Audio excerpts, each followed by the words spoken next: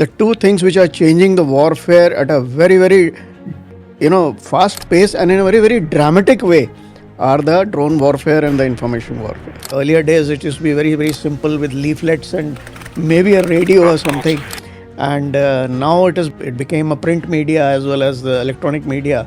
Now it is a digital era warfare, and it's become very important. What is happening is is shaping the narrative.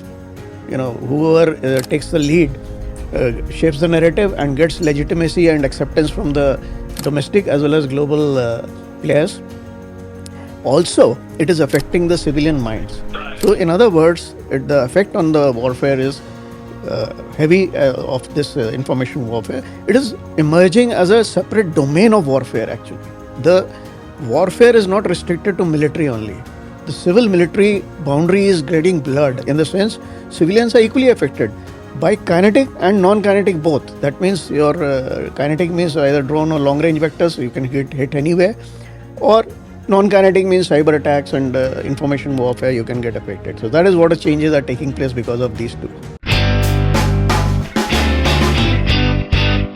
Welcome to DSCI Security Chip Podcast, the series which you have been watching since long, which is indeed privilege and honor to host today highly decorated officer of Indian Air Force, who is known for his writings. He's an author. He has been in the forefront of designing, war plans for the Indian Air Force and for the three services as well because of his experience. He's a former Vice Chief of Indian Air Force. So we welcome Air Marshal Anil Khosla. Sir, welcome to this podcast, sir.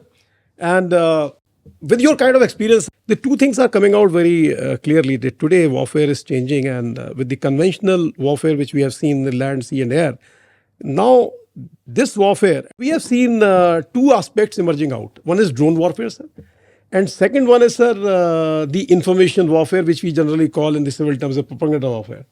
So I would like to know from you, how have these two evolved and how are they transforming the nature of contemporary conflicts compared to traditional military, what we say is a known to the world. But these two aspects, how they have evolved, sir? Thank you, Devesh. I fondly remember when I worked with you in Air Headquarters, and I remember we sorted out quite a few cyber issues of the Indian Air Force together. I very fondly remember that phase, and you're doing an excellent job in DSCI, and DSCI is also doing a human service. Thank you for inviting me for that podcast, and you brought out a very relevant aspect.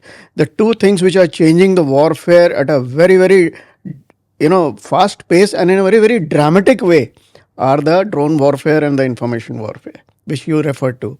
So drone warfare, actually drone is a very generic term. I mean, people use it very loosely, from a small quadcopter to handheld to big ones with armed and heavy weapons, and which can fly for very long endurance and range. So I prefer calling them unmanned platforms. And unmanned platforms in all domains, air domain, on the land as well as sea, water and underwater. Anyway, unmanned platforms. So they are really proliferating in the warfare.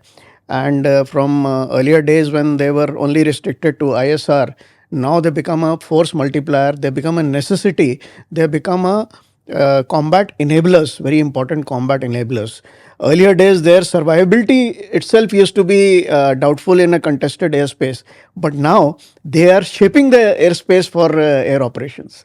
And what is happening is the four sort of technologies which are shaping this drone warfare are the artificial intelligence, quantum computing, your miniaturization, and robotics. So these combined are producing drones which are which can take on a lot of roles. Coming to the information warfare, I remember earlier days it used to be very simple with leaflets and maybe a radio or something. And now it has it became a print media as well as the electronic media. Now it is a digital era warfare, and it's become very important. What is happening is, is shaping the narrative. Whoever takes the lead shapes the narrative and gets legitimacy and acceptance from the domestic as well as global players. Also, it is affecting the civilian minds. So in other words, the effect on the warfare is heavy of this information warfare. It is emerging as a separate domain of warfare, actually. And you will know better because you handled cyber so many times, and this is a expanded version of cyber warfare.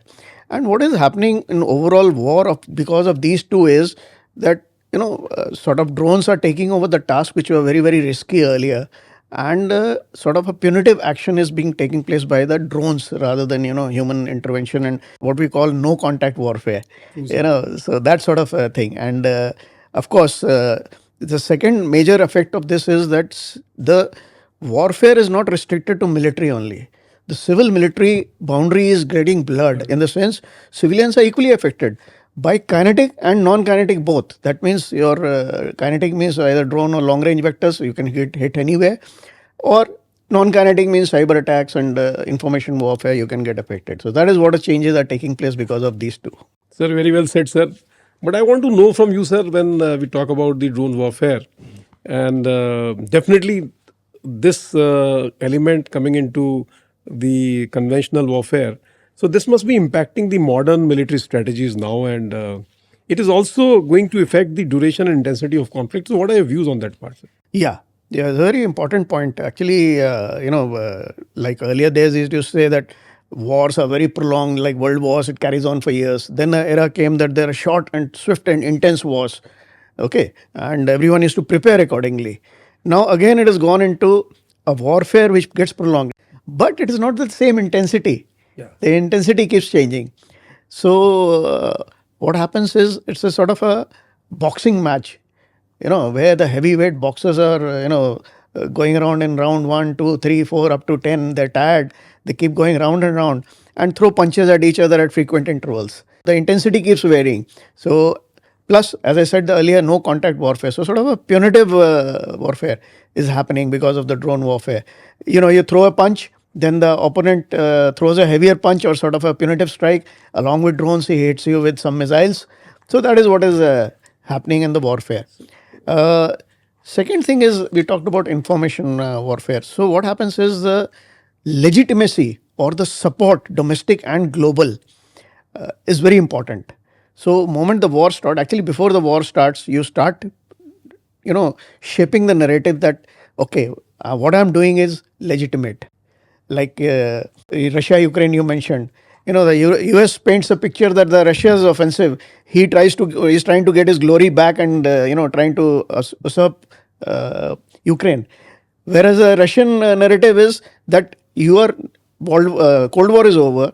NATO has got no role. You're coming next to my door. You're putting weapons next to my door. That's a red line for me. Yeah. So I have to save my sovereignty. So the narrative, and both are sound legitimate.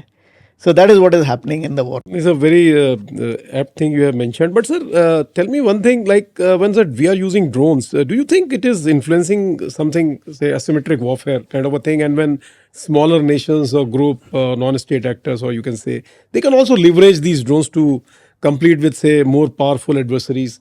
And when you see this asymmetric thing happening, so any small group of people, whether terrorist organization, they can also use the drones when whatever they want to do. And how has the widespread availability of drones to, as I mentioned, to non-state actors, such as insurgent groups, and we have seen it, change the nature of conflicts? So this is what I want to know. Yeah, you touched very important aspect of drone warfare, Devesh. So one is, the term being used by the strategists is the war is getting democratized. Yeah. So democratization of war means that drones are, when you say drones, as I said earlier, the drones of various this thing, but the cheaper ones which are available off the shelf. So it is becoming democratized in the sense that smaller nations who don't have big air forces, big military, not much of military spending, they are able to challenge bigger powers by these drones. But if you remember, week back, Air Chief, he said a sentence that the drones are irritants. Yeah. Yes. Yeah. So that is what is happening. So, but the smaller nations are able to challenge the bigger nations by these smaller drones, although they may be irritant. Yeah. But in the public domain, it feels as if you are challenging this thing, and you are air superiority or whatever you talk of is got no, they are able to penetrate the bigger nation and cause some damage. And also, sir, weaponization of drones is also taking place. Now, it's on the payload, whether it's a small drone or because now the technology is such, you can have ISR drones which can be small because chip size is small, the circuitry is collapsible, and whatever I can lift, I can weaponize it. So, if we see a small drone, the cost is negligible when we compare to the fighter aircraft. I think this thing is a very, very important thing to be understood by all. And I would like to know from you, sir, what kind of countermeasure and defense strategies should be developed to mitigate this kind of threat which I mentioned? And what kind of risk of drone proliferation? And how can governments or organizations manage these challenges which you just mentioned, sir? So you brought in a lot of questions in that. I'll just finish the previous one a bit. We talked about Sure. the smaller nations. Then you mentioned about non-state actors and terrorist organizations is happening. And you mentioned just now weaponization is taking place. So we link the two. Right. Then every day at the border, Punjab border especially, and those Rajasthan border, you find smuggling taking place of narcotics and weapons. Even the US and Mexico border, it is happening. So that proliferation, the off the shelf which is available, and it can be usually modified for ISR is very, very simple. You just put a camera, but if you can weaponize it also. So very rightly you brought out. So next is, controlling this. Now controlling it's not an easy job. So governments are struggling world over. The cases have happened where the drones have been spotted on a very, very important events. VIPs are there. The drone has proliferated.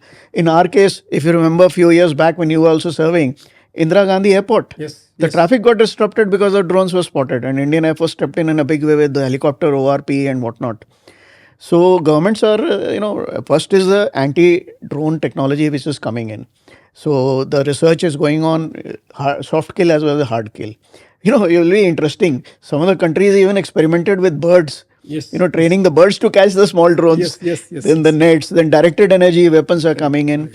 So all that is your anti-drone technology and weapon systems. Second is regulatory. So licensing, registering. So that is happening in India also. That whatever you bring in, you have to get it licensed, you have to categorize it, what sort of a drone is it, where are you going to use it, and register it so that proliferation doesn't take place. Third part is very important. That is responsibility and accountability of saving the VABPs. So whichever agency is not the Indian Air Force can be everywhere and it's this thing. Whichever agency is looking after the VABP, it is. Now if you see, Devesh, if you travel, lot of defense and DRDO establishments, you find stickers outside. This is a no drone zone. Correct? So that is Actually, sir, we wrote the rules. If you recollect, I vaguely remember, we wrote the rules ki near the defense area you should not fly. When the rules were being framed, you were the DGO that time. I remember that, sir. IAF had a big role in this. Yes. So, the challenge is for the governments. You see, drones are coming in a big way for defense. The technology is a good gadget but a bad weapon. Yes. So you have to allow the good drones to fly and the bad drones you have to restrict. So, sir, in your opinion, now drone has become a weapon. So, in India or world over, except US, the weapons are to be kept by the people in their home. If you are for personal use, they have to take a license. Correct. So, because drone is now a general purpose, I'll put it, the device which can be used, it can be, I can say it a dual use technology for, taking pictures in events or in marriages and to be used in the warlike situation. Yeah. So, if somebody is keeping it, we don't know for what purpose he is keeping it, how do they weaponize it. So, it becomes mandatory in the government to actually what you said, licensing is very important. It's like a weapon. We should treat now, it should come under the gamut of some rules. It's a weapon. So, you cannot keep it and some kind of distinction has to be made between the smaller, like we had a UAV. UAV is a big bird you are controlling. Now, as you rightly said, drone is a very general word, be a generic word. But now do it yourself. Recently, sir, I saw a picture of United States US President and his security was carrying a small little drone in the hand. Yeah. And tomorrow, I will not be surprised when the Prime Minister is moving and his team is also carrying a small little drone. And we don't know whether it is a weaponized drone and he will leave it when in case of some attack takes place or something. So there is something very interesting, sir. So, sir, I would like to know, you have already mentioned actually, but I would like you amplify this. You said something about the AI. So how the emerging technologies like AI, when they get integrated with drones and what implications does this have for future conflicts? Because now I will use weaponization of drone. Now I am saying weaponization of AI when integrated with drones. So looking ahead, how might drone technology today continue to evolve and redefine, again I say redefine warfare in the next decade? This I wanted to know from you. Yeah. So what is happening is, drone warfare is heading in two directions. Sir. One is the swarm technology. Correct. A whole lot of small drones. Yeah. US had, long time back declared that they have a drone which is the size of a palm, and now, rightly speaking, micro drones are available.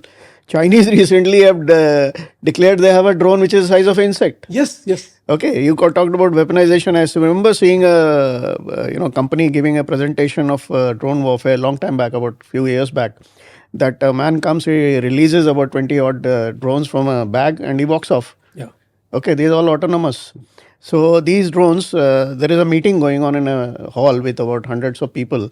So half of these drones, go on the wall and make a circle and explode.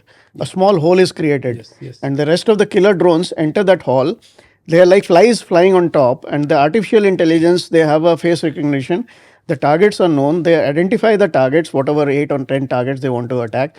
There's not much of weapon in it. That drone itself is a weapon. It goes and strikes on the forehead. Yes, yes. And Yes. it's a clean, incisive entry into the skull and into the brain. And inside the brain, small explosion takes place, and the blood also doesn't ooze out. I mean, it's scary. Sir, it's a game of inertia, no? Like the Yeah. aircraft goes down with the bird hit. Yeah. It's a similar kind of a thing. It's So- a velocity and Yeah. not the size. So it's very, very scary. So that is what is happening. Interesting. You mentioned AI. Anti-drone technology, AI is coming in a big way. Because the drones, low observable drones, their signature is very low. Radar, acoustics, thermal, whatever Yes, sir. signature. So you need multiple sensors. Now when multiple sensors come in, the data will be quite a bit. So to analyze it and to give us some sort of a situational awareness picture, AI comes in. So it's coming in both ways, for improving the drone operations as well as for anti-drone operations. Thank you, sir. And sir, I would now move to the next dimension. So we'll talk about this, sir, information warfare. In your opinion, sir, like what are some of the most common modern ways of information is being used as a tool or a weapon in modern conflict? This is one part, sir. And how do misinformation and disinformation? So I want to know the impact I have already discussed, both military operation and civil population. So because information is a cognitive warfare, sir. So you are impacting the mind of the people. And as you recollect, sir, after the while Op Sindoor was going on, they pumped in so much of misinformation. The military services in India still are thinking information warfare is okay. We don't want to fight a Twitter warfare. We are there to win the war. But I think, sir, world doesn't know have you won or not won because nobody is there in the battle space. But information widely travels. So Yeah. I personally feel, sir, misinformation, disinformation, if you can throw some light on this aspect. Yeah, yeah. So misinformation, disinformation has become a big issue at the moment, and not only in war, in peacetime also. All the countries, elections, if you see, after that the discussion starts. How so and so other country deepfake has affected the outcome of the election itself. True, sir. Okay, now closer home also, if you see every day on social media, videos are coming out now, AI generated. Deepfakes. Yeah, deep state, and they look so realistic. I mean, they can take your picture and make it talk and make it dance and make it do what else. So it sounds very, very realistic. Voice synthesis is coming in. Yes. The crime is taking place. People are ringing up the relatives and the voice synthesis of their actual relatives. The son saying that I need money, I Yes, need yes. something. So that sort of Yes, crime is taking place. War also, misinformation, disinformation is, China has mastered the art of information warfare. Their philosophy of Sun Tzu was that win the war without fighting, without Yes. firing a shot, and they And mastered they the are art. working on that. Yeah, they're masters at it. You talked about misinformation, disinformation. It has a very telling effect on the, firstly, morale of the defense forces itself who are fighting. Yes, sir. You talked about civilian population, domestic and global, is very, very important. The mind gets totally tuned towards whatever narrative is being covered. So the support to the government, support to the one country to the other. So that all depends on this misinformation, disinformation, and the truth. Then civilian population also plays a role in escalation of warfare. Now you'll wonder how is that? The government comes under pressure. Like, I'll take you an example. Like Sindoor mein, now the event, whatever trigger event, this is very, very ghastly and this thing. The public perception was that we have to do something, and all were united this time. So that, puts the government under pressure that you have to respond in a suitable way. So in actual war, the wars are fought because of various reasons, but this information warfare can influence the public mind into pressurizing the government to do something or not to do something. Neither you rightly said in Russia-Ukraine war, so you remember that there was a misinformation campaign by the Russians that Ukraine troops are now surrendering, and the president has agreed, said that we will not fight war. Then it was found that it was a deep fake AI-generated video which was circulating. Yeah. So I think you have made a very right point, sir. And do you think, sir, this social media and digital platform are shaping the narrative during conflicts? And what kind of emerging technology do you see shaping the future of this information in conflict, sir? This is just Very true. See, what is happening is the social media and the proliferation and the internet being available nowadays. You take our country itself, yeah, we have progressed so much. Everyone is carrying smartphones. I agree. The information is on their fingertips. I travel a lot. I meet a lot of people. I mean, the youngsters are so aware. That is one part of it. But you can't believe everything you see there. I just mentioned about videos coming out which are so realistic that you can't make out. So you have to fight technology with technology. So now I write a lot. So I use the technology, the artificial intelligence for corrections and for collation of information is very important. Yes. So last 10 days back, I had a problem. I use Grammarly. Yeah. So I started using it for rephrasing. So all my clients or all my people who take my articles, they said your AI content is coming very high. So then I realized that why is it coming high? Then I realized I started using Grammarly not only for correction but for rephrasing. editing. For rephrasing to make So it that more becomes formal. their property. So now what happens is when it rephrases, the AI content comes high. Yes. Now I learned, anyway, I corrected that, I stopped using that. But now I learned in the process, there are a whole lot of software which have come up, which they call it humanize. Humanized. So if the AI content is coming high or this thing, you press the button and he humanizes it. So similarly, there is a spy versus spy going on in the misinformation, disinformation domain.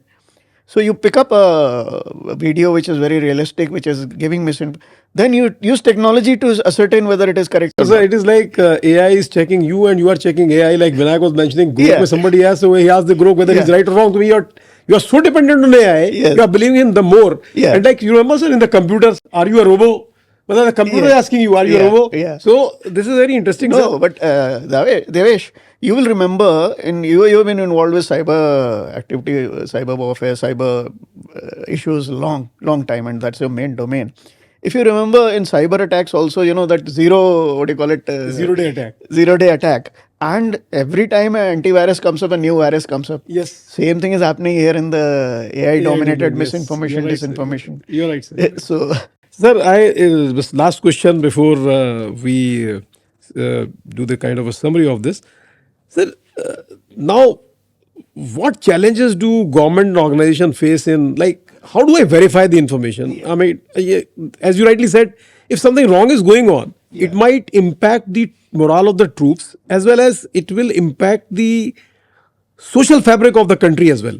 So, what measures, in your opinion, can be taken to counteract this misinformation and protect information integrity? And we generally call, like we were talking to Deputy, I'll not say that word, but we were discussing at the higher echelons, India should create some kind of a national level, framework where we can verify the information. So it is, I say, national integrated verifying framework where information comes, you verify it whether it is right or wrong. But it will take time, and it will take time to impress the leadership that shall we create that kind of a national level verifying framework of the narratives which are going on, so that the people are presented with the truth, because it is what truth validation framework. I'll put it this way, sir. So I would like your views on that part. Ki how do the government or the organization handle these challenges of misinformation and disinformation which is going on, sir? yeah, there are 5 or 6 things which can be done. You summed it up actually yourself very well. So one is, credible information sharing platform. Like, we had briefings during Ops Sindoor. If you remember Kargil war, I remember that model was very good. Morning and evening the briefing is to take place, and the MEA, MOD and the defense services always to give a picture of what is happening. So that came from the horse's mouth, as the saying says. So that dispels a lot of misinformation, disinformation. That is one. So you have a sort of framework where your truth is being validated. Second is educating the public that don't believe everything you see and hear on the social media. Authenticate it. And now what is happening is people have become very trigger happy here. So I get it. I put it on 15 groups immediately without even checking the credibility.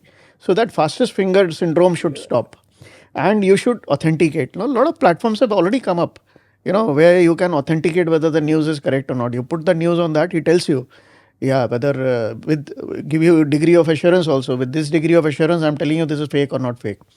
Third is we need a framework in the defense services as well as in the other directorates of other branches also, where social media is monitored, and moment you find that some misinformation, disinformation is taking place, to put in the social media, which is happening to some extent now in India also, saying that this is a fake news.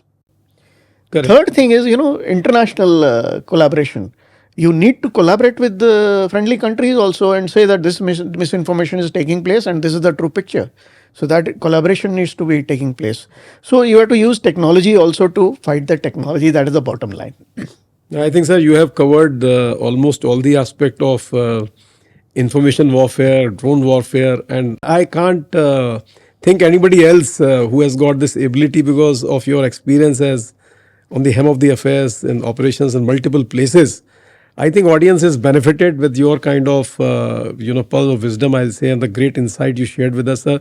Thank you so very much, sir, for sparing your time and enlightening the audience and especially me. I am fortunate that I worked with you and learnt a lot.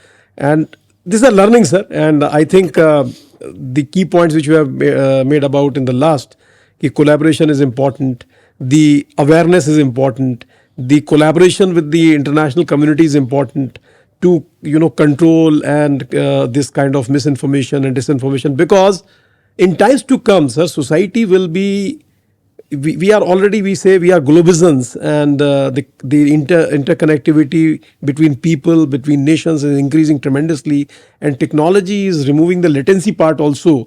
Whatever happens in US today, before you want to see it, is already on your phone. Yes. So that is the harm which can be created with the disinformation, because it travels so fast. Earlier it was a print media, something will come in the paper, you are waiting, and then you will read it, and you rightly said there were pamphlets to be dropped. Then radio, people used to listen what is happening in the war. Today war is live. It is a live telecast. I think I very distinctly remember Prime Minister made a statement that when the war is going on, please avoid taking pictures and putting on the social media, because in the last I'll not name, but it happened, we were giving a live coverage, whether it was the Bombay counter terrorist operation or the operations which we have seen, whether the Kargil thing, everything was telecasted, sir. And when you are telecasting, your strategy is being going to the enemy and adversary. So I think you very rightly said that we have to make everybody aware, the military as well as the civilians, that what harm you will create when you are sharing mindlessly without even realizing what kind of information you are sharing. Wrong, right, A, bravo, may be sensitive also at times. So thank you very much, sir, for enlightening us. And it's indeed a privilege and honor to host you, sir. And I am very sure and confident that this DSCI security chip will actually, give the audience a deeper understanding of information warfare and drone warfare. And they are now enlightened. And again, one important message which has come out of this discussion is they will not mindlessly forward whatever information comes to their smartphones. Thank you very much, sir. Thank you. Thank you so very much, Devesh. sir.